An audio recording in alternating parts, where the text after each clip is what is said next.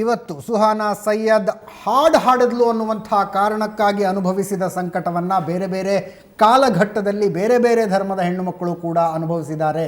ಇದೇ ರೀತಿಯಾದಂಥ ಸಂಕಟವನ್ನು ಅನುಭವಿಸಿದ್ದಾರೆ. ಪ್ರತಿಯೊಂದು ಧರ್ಮ ಒಂದಲ್ಲ ಒಂದು ಹಂತದಲ್ಲಿ ಈ ರೀತಿಯಾದಂಥ ಹಂತಗಳನ್ನು ದಾಟಿ ಖಂಡಿತವಾಗಿ ಹೋಗಿದೆ. ನಾನು ವಿಧವೆಯಾದಾಗ ತಲೆ ಬೋಳಿಸ್ಕೊಳ್ಳೋದಿಲ್ಲ ಅಂತ ಮೊಟ್ಟ ಮೊದಲಿಗೆ ಯಾವ ಹೆಣ್ಣುಮಗಳು ಧ್ವನಿ ಎತ್ತಿದ್ಲು ಅವಳಿಗೂ ಕೂಡ ಇದೇ ರೀತಿಯಾದಂಥ ವಿರೋಧ ವ್ಯಕ್ತ ಆಗಿತ್ತು. ಆದರೆ ಧರ್ಮಗಳು ಕೂಡ ನಿಂತ ನೀರಾಗಬಾರ್ದು, ಬೆಳೀತಾ ಹೋಗಬೇಕು. ಕಾಲಕ್ಕೆ ತಕ್ಕ ಹಾಗೆ ಅಪ್ಡೇಟ್ ಆಗದೇ ಇರುವಂಥ ಧರ್ಮ ನಿಜಕ್ಕೂ ಸಮಾಜಕ್ಕೆ ದೊಡ್ಡ ಮಟ್ಟದಲ್ಲಿ ತೊಂದರೆಯನ್ನು ಉಂಟು ಮಾಡಬಹುದು ಅಂತ ನನಗನ್ಸುತ್ತೆ. ಯೋಗೇಶ್ ಮಾಸ್ಟರ್, ಕಾರ್ಯಕ್ರಮದ ಕೊನೆ ಹಂತಕ್ಕೆ ಬರ್ತಾ ಇದ್ದೀವಿ. ಯಾವಾಗ ಈ ಬುದ್ಧಿಜೀವಿ ವಲಯದಿಂದ, ಮಾನವ ಹಕ್ಕುಗಳ ಸಂರಕ್ಷಕರು, ವಾಕ್ ಸ್ವಾತಂತ್ರ್ಯದ ಪ್ರವರ್ತಕರಿಂದ ನಾವು ಸುಹಾನಾಳ ಪರವಾಗಿ ದೊಡ್ಡ ಮಟ್ಟದಲ್ಲಿ ಒಂದು ಕೂಗನ್ನು ಕೇಳಬಹುದು? ಖಂಡಿತವಾಗಿ ಈಗ ಆ ಪ್ರಕ್ರಿಯೆಯಲ್ಲಿ ನಾವೆಲ್ಲ ಇದ್ದೀವಿ ಅಂತಲೇ ನಾನು ಭಾವಿಸ್ತೇನೆ. ಯಾರೊಬ್ಬರೂ ಕೂಡ ಈ ಸುಹಾನಾಳ ಪರವಾಗಿ ಅಲ್ಲದೆ ಬೇರೆ ಮಾತುಗಳನ್ನು ಹೇಳೋದಕ್ಕೆ ಸಾಧ್ಯನೇ ಇಲ್ಲ. ನಾವು ಸುಹಾನಾಳದ ವಿರುದ್ಧ ಮಾತಾಡ್ತಿದ್ದೀರಿ ಅಂತ ಇಲ್ಲಿ ಏನು ಮಾತಾಡ್ತಾ ಇಲ್ಲ. Sir, it is about silence. ಅದು ನನಗೂ ಗೊತ್ತಿಲ್ಲ ನೀವು ಹೇಳ್ತಾ ಇರೋದು ಅದು ಯಾವ ರೀತಿಯಲ್ಲಿ ಯಾವ ಮಟ್ಟದಲ್ಲಿದೆ ಅಂತ ಹೇಳಿ. ಆದರೆ ಒಂದು ವಿಷಯ ಅಂತೂ ಸ್ಪಷ್ಟ, ಪ್ರಗತಿಪರ ಚಿಂತಕರಾಗಲಿ ಮತ್ತು ಲೇಖಕರಾಗಲಿ ಯಾರೂ ಈ ವಿಷಯದಿಂದ ಹಿಂದಕ್ಕೆ ಹೋಗೋದಿಲ್ಲ. ಈ ಧರ್ಮಗಳು ನೀವು ಹೇಳಿದಂಗೆ ನಿಂತು ನೀರಾಗದೆ ಚೌಕಟ್ಟಿನಲ್ಲಿ ಸಿಕ್ಕದೆ ವಿಕಾಸಮುಖವಾಗಿರಬೇಕು ಅಂತ ಅನ್ನೋದೇ ನಮ್ಮೆಲ್ಲರ ಅಭಿಪ್ರಾಯ ಕೂಡ, ಮತ್ತು ಅದಕ್ಕೆ ನಾವು ಒತ್ತು ಕೊಡುವುದು ಕೂಡ. ಈ ಮದುವೆಯಂತಹ ವಿಷಯಗಳಲ್ಲೇ ನಾವು ಈ ಧರ್ಮಾತೀತವಾಗಿ ಆಲೋಚಿಸುವಾಗ ಈ ಕಲೆಯ ಬಗ್ಗೆ ನಾವು ಎಂದಿಗೂ ಕೂಡ ಹಾಗೆ ಮಾಡೋದೂ ಇಲ್ಲ. ಹಾಗೆ ಈ ಸುಹಾನ ಪರವಾಗಿ ನಾವು ಇದ್ದೀವಿ ಅಂತ ಅನ್ನೋದಂತೂ ಸ್ಪಷ್ಟ ಅಂತ ನಾನು ಹೇಳ್ತೀನಿ. ಚಂದನ್, ಕೊನೆಯದಾಗಿ ಏನು ಹೇಳೋಕ್ಕೆ ಇಷ್ಟಪಡ್ತೇವೆ ಸರ್? ಒಂದು ಕಲಾವಿದರ ಸಮೂಹ ಒಟ್ಟಿಗೆ ಎದ್ದು ನಿಂತ್ಕೊಳ್ಳೋದನ್ನು ನಾವು ನೋಡಬೇಕಾಗಿದೆ ಈ ಸಂದರ್ಭದಲ್ಲಿ. ಖಂಡಿತ. ನಾನೊಂದು ಹೇಳೋದು ಏನಂತ ಹೇಳಿದ್ರೆ, ಮನುಷ್ಯ ಇವಾಗ ಸ್ಪೇಸ್ ಮ್ಯಾನ್ ಆಗಿದ್ದಾನೆ, ಏಪ್ ಮ್ಯಾನ್ ಆಗಿದ್ದ ಸ್ಪೇಸ್ ಮ್ಯಾನ್ ಆಗಿದ್ದಾನೆ, ಮಾರ್ಸ್ಗೆ ಹೋಗೋ ಬಗ್ಗೆ ಯೋಚನೆ ಮಾಡ್ತಾ ಇದ್ದಾನೆ. ಸೊ ಅಂಥ ಟೈಮ್ನಲ್ಲಿ ಇನ್ನೂ ಈ ಜಾತಿ ಮತ ಅನ್ನೋ ಒಂದು ಏನು ಇಟ್ಕೊಂಡಿದ್ದಾರೆ, ಇವಾಗ ಇಷ್ಟು ಡಿಸ್ಕಷನ್ ಆಗಿದ್ದು, ಫಸ್ಟ್ ಈ ಡಿಸ್ಕಷನ್ ನಡಿಬಾರ್ದು ಮುಂದೆ ಅನ್ನೋದು. ಅದಾದಮೇಲೆ ನೆಕ್ಸ್ಟ್ ಬರೋದೆ ಕಲೆಗೆ ಈ ಜಾತಿ ಮತನ ತಂದು ಇಡಬೇಡಿ. ಯಾಕಂತ ಹೇಳಿದ್ರೆ ಟ್ಯಾಲೆಂಟ್ಗಳನ್ನ ಕೊಲೆ ಮಾಡ್ದಂಗೆ. ಸೊ ಇವಾಗ ಮುಸ್ಲಿಂ ಧರ್ಮದಲ್ಲಿ ಒಂದು ಹೆಣ್ಮಗು, ಒಂದು ಟ್ಯಾಲೆಂಟೆಡ್ ಹೆಣ್ಮಗು ಇತ್ತು ಅಂದರೆ, ಸೊ ಆಕೆ ಅಲ್ಲೇ ಮನೆ 4 ಗೋಡೆ ಮಧ್ಯದಲ್ಲೇ ಅವಳು ಜೀವನ ಕಳೆದು ಅವಳು ಮುಗಿಯೋದು ದೊಡ್ಡ ತಪ್ಪು ಆಗುತ್ತೆ. ಸೊ ಕಲೆನ ಬೆಳೆಸಬೇಕು. ಸೊ ಅದಕ್ಕೆ ಜಾತಿ ಮತದ ಯಾವುದೇ ರೀತಿಯ ಬ್ಯಾರಿಯರ್ಗಳನ್ನ ಹಾಕಬೇಡಿ ಅನ್ನೋದು ನನ್ನ ಪಾಯಿಂಟ್. ಜಿವೇರಿ ಸರ್, ಒಂದು ಮಾತಿದೆ ಅಜಿತ್, ಯುಗಧರ್ಮ ಅಂತ ಒಂದು ಮಾತಿದೆ. ಧರ್ಮದ ಜೊತೆ ಯುಗಧರ್ಮ ಅಂತ ಅಂದ್ರೆ ಯುಗಧರ್ಮ ಅಂತ ಅವರ ಒಂದು ಪುಸ್ತಕ ಬರೀ ಯುಗಧರ್ಮ ಮತ್ತು ಸಾಹಿತ್ಯ. ನಾವು ಯಾವ ಕಾಲದಲ್ಲಿ ನಿಂತು ಮಾತಾಡ್ತಿದ್ವಿ. ನಾನು ಶಫಿ ಸಾಹೇಬ್ರಿಗೆ ಸಲಹೆ ಏನು ಕೊಡ್ತೀನಿ ಅಂದರೆ, ಇಸ್ಲಾಂನಲ್ಲಿ ಇಂಥದ್ದು ಇಲ್ಲ ಅಂದರೆ ದಯವಿಟ್ಟು ಸಾವು ಸೇರಿಸಿ ಸೇರಿಸಿ ಅಲ್ಲ ಹೇಳ್ತಿರೋದು, ಸೇರಿಸಿ ಏನ್ ತಪ್ಪಿಲ್ಲ, ನಾವೆಲ್ಲ ಸಪೋರ್ಟ್ ಮಾಡ್ತೀವಿ.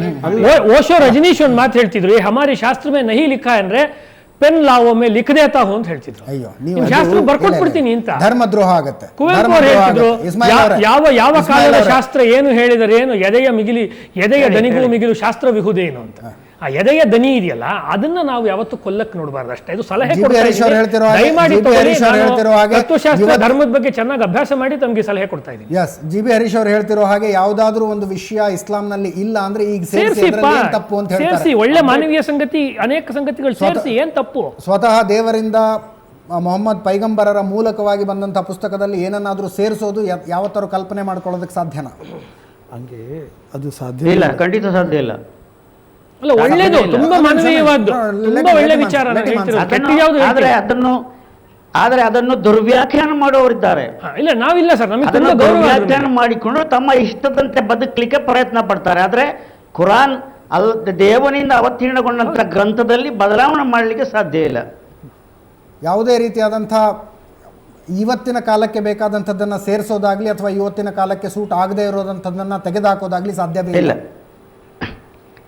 ಯಾಕಂದ್ರೆ ಈ ಕುರಾನಿನಲ್ಲಿ ಎಲ್ಲ ಕಾಲಕ್ಕೂ ಸಂಬಂಧಪಟ್ಟಂತ, ಎಲ್ಲ ಕಾಲಕ್ಕೆ ಇನ್ನು ಮುಂದೆ ಬರುವಂತ ಎಲ್ಲ ಕಾಲಗಳಿಗೂ ಅನ್ವಯವಾಗುವಂತ ವಿಚಾರಗಳೇ ಇವೆ. ಅದು ಯೋಗೀಶ್ ಮಾಸ್ಟರ್ಗೆ ಚೆನ್ನಾಗಿ ಗೊತ್ತಿರಬೇಕು.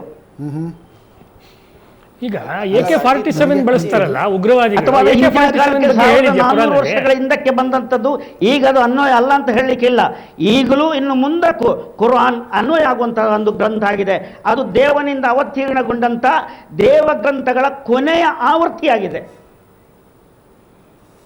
ಆ ಆವೃತ್ತಿಯಲ್ಲಿ ಆದ್ರಿಂದ ಇದು ಪವಿತ್ರ ಕುರಾನ್ ಬರೇ ಮುಸ್ಲಿಮರಿಗೆ ಮಾತ್ರ ಇರುವಂತ ಗ್ರಂಥ ಅಲ್ಲ, ಮನುಷ್ಯ ಕುಲದ ಪ್ರತಿಯೊಬ್ಬರಿಗೂ ಈ ಗ್ರಂಥದಲ್ಲಿ ಪಾಠವಿದೆ. ಪ್ರತಿಯೊಬ್ಬರು ತೆರೆದು ಓದಿ ನೋಡಿ. ಇದರಲ್ಲಿ ದೇವನ ಆವೃತ್ತಿಯಲ್ಲಿ ಹೆಣ್ಣು ಮಕ್ಕಳು ಹಾಡಬಾರದು. ಒಂದೇ ನಿಮಿಷ ಸರ್. ಆ ಆವೃತ್ತಿಯಲ್ಲಿ ಹೆಣ್ಣು ಮಕ್ಕಳು ಹಾಡಬಾರದು. ಹಾಡಿದ್ರು ಕೂಡ ಅನ್ಯ ಧರ್ಮದ ದೇವರನ್ನ ಹೊಗಳಬಾರದು. ಹೊಗಳಿದ್ರು ಕೂಡ ಅನ್ಯ ಧರ್ಮದವರ ಎದುರಿಗೆ ಹಾಡಬಾರದು ಅಂತ ಬರೆದಿದೆ. ಆದ್ದರಿಂದ ಅದು ಸಾರ್ವಕಾಲಿಕ ಸತ್ಯ ಅಂತಿರ್ತಾವು. ಅಲ್ಲ, ನಾನು ಹೇಳ್ತೇನೆ, ಒಬ್ಬ ಮುಸ್ಲಿಂ ಆದವನು ಅವನು ಅನುಸರಿಸುವಂತ ಧರ್ಮದಲ್ಲಿ ಹೇಳುವಂತ ಆ ದೇವನ ಮಾತ್ರ ಸ್ತುತಿ ಕೀರ್ತನೆ ಮಾಡಬೇಕು. ಪರದೇವರ ಸ್ತುತಿ ಕೀರ್ತನೆ ಮಾಡಿದ್ರೆ ಅವನು ಇಸ್ಲಾಮಿಯಿಂದ ಹೊರ ಹೋಗ್ತಾನೆ. ಎಲ್ಲ ಗ್ರಂಥಗಳು ಕೂಡ, ಭಗವದ್ಗೀತೆ ಇರಲಿ, ಇದು ಉಪನಿಷತ್ತುಗಳಿರಲಿ, ಎಲ್ಲದರಲ್ಲೂ ಕೂಡ ಏಕೈಕ ದೇವನ ಮನನ್ನು ಪ್ರತಿಪಾದಿಸ್ತದೆ. ಅವಕಾಶ ಇಲ್ಲ. ನೀವು ಸುಮ್ಮನೆ ಭಗವದ್ಗೀತೆ ಹೇಳ್ಬೇಡಿ. ಎಲ್ಲೂ ಕೂಡ ಐಡಿಯಾ ಇಲ್ಲ ನಿಮಗೆ. ಸಬ್ಜೆಕ್ಟ್ ಅಲ್ಲದೆ ಮಾತಾಡ್ಬೇಡಿ. ಚಾಲೆಂಜ್ ಮಾಡ್ತೀನಿ, ಡಿಬೇಟಿಗೆ ಬನ್ನಿ ಅಷ್ಟೇನೆ. ಭಗವದ್ಗೀತೆಯಲ್ಲಿ ಏನಿದೆ, ಉಪನಿಷತ್ತು ಏನಿದೆ, ನಾನು ಹೇಳ್ತೀನಿ ತಮ್ಮ ಹತ್ರ. ಮೇಡಮ್, ಅಜಿತ್ ನೀವು ಹೇಳಿದ ಹಾಗೆ ಈಗ ಇಸ್ಲಾಂ ಧರ್ಮದ ಸೋರ್ಸಸ್, ಮೂಲಗಳು ಅಂತ ಏನು ಹೇಳ್ತಾರೆ, ಅದು ಕುರಾನ್, ಸುನ್ನಾ, ಇಜ್ಮಾ, ಖಯಾಸ್ ಮತ್ತು ಇಷ್ಟೆಹಾದ್ ಅನ್ನತಕ್ಕಂಥದ್ದು. ಬರೀ ಅದ್ರ ಬಗ್ಗೆ ಹೇಳ್ತೀನಿ. 100 ವರ್ಷಗಳಿಗೆ ಒಮ್ಮೆ ಧರ್ಮವನ್ನ ಯುಗ ಧರ್ಮ ಅಂತ ಏನು ಹೇಳಿದ್ರು ಯೋಗೇಶ್ ಮಾಸ್ಟರ್ ಹತ್ರ, ಯುಗ ಧರ್ಮಕ್ಕೆ ಅನ್ವಯವಾಗುವಂಥ ರೀತಿಯಲ್ಲಿ ಪರಿಷ್ಕರಿಸಬಹುದೇ ಅನ್ನತಕ್ಕಂಥದ್ದು ಎಲ್ಲ ಧರ್ಮ ಪಂಡಿತರು ಮತ್ತು ಜನಸಾಮಾನ್ಯರು ಸೇರಿ ಚರ್ಚೆ ಮಾಡ್ತಕ್ಕಂಥ ವೇದಿಕೆ ಅದು. ಆದರೆ ಸಾವಿರಾರು ವರ್ಷಗಳಿಂದ ಈ ಇಷ್ಟೆಹಾದ್ ಅನ್ನತಕ್ಕಂತಹ ಒಂದು ಉಪಬಂಧವನ್ನ ಬಳಸಿಯೇ ಇಲ್ಲ.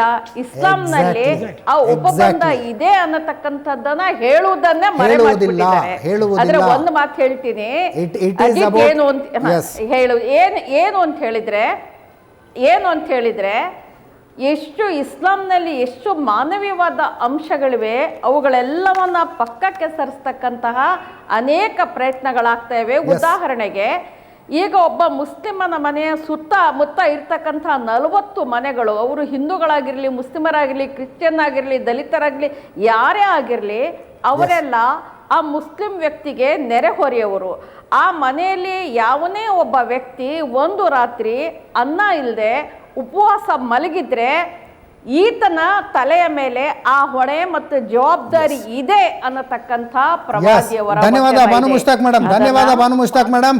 ಇಸ್ಮಾಯಿಲ್ ಅವರೇ, ಮಾತನಾಡೋದಿದ್ರೆ ಇಂಥ ವಿಷಯಗಳನ್ನು ಮಾತನಾಡಿ, ದಯವಿಟ್ಟು ಮಾತನಾಡೋದಿದ್ರೆ ಇಂಥ ವಿಷಯಗಳನ್ನು ಮಾತನಾಡಿ. ನಾವು ಸಮಯ ಮುಗಿತಾ ಇದೆ. ಕಲಿಮುಲ್ಲಾ ಅವರಿಗೂ ಸೇರಿದಂತೆ ಉಳಿದ ಎಲ್ಲ ಗಣ್ಯ ಅತಿಥಿಗಳಿಗೆ ಧನ್ಯವಾದಗಳನ್ನು ಅರ್ಪಿಸ್ತೀನಿ. ಒಂದು ಪ್ರತಿಭೆ ಕರ್ನಾಟಕದ ಎದುರಿಗೆ ಅನಾವರಣಗೊಂಡಿದೆ. ಆ ಹುಡುಗಿ ಸುಶ್ರಾವ್ಯವಾಗಿ ಹಾಡ್ತಾಳೆ. ಲಯ ಹೇಗಿದೆ, ತಾಳ ಹೇಗಿದೆ, ಧಾಟಿ ಹೇಗಿದೆ, ಅದನ್ನು ಸಂಗೀತದ ಎಕ್ಸ್ಪರ್ಟ್ಗಳು ನಿರ್ಧರಿಸಲಿ. ಸಂಗೀತ ಪ್ರೇಮಿಗಳಾದಂಥ ನಾವು ಆಕೆಯ ಸಂಗೀತವನ್ನು ಆಸ್ವಾದಿಸ್ತೀವಿ. ಅದನ್ನು ಹೊರತುಪಡಿಸಿದರೆ ಉಳಿದಿದ್ಯಾವುದೂ ಕೂಡ ನಮಗೆ ಮ್ಯಾಟರ್ ಆಗೋದಿಲ್ಲ. ಆಕೆ ಒಬ್ಬ ಹಾಡುಗಾತಿ ಮಾತ್ರ. ಆಕೆಯನ್ನು ಧರ್ಮದ ಕಾರಣಕ್ಕಾಗಿ ಯಾರಾದರೂ ಆಕೆಯ ಪ್ರತಿಭೆಯನ್ನು ಕೊಲ್ಲೋದಕ್ಕೆ ಪ್ರಯತ್ನಿಸಿದರೆ ಅದಕ್ಕೆ ನಮ್ಮ ವಿರೋಧ ಇದೆ ಅಂತ ಹೇಳ್ತಾ ಈ ವಿಶೇಷ ಕಾರ್ಯಕ್ರಮ ಮುಗಿಸ್ತಾ ಇದ್ದೀನಿ. ನೇರ ದಿಟ್ಟ ನಿರಂತರ ಸುದ್ದಿಗಾಗಿ ನೋಡ್ತಾ ಇರಿ ಸುವರ್ಣ ನ್ಯೂಸ್.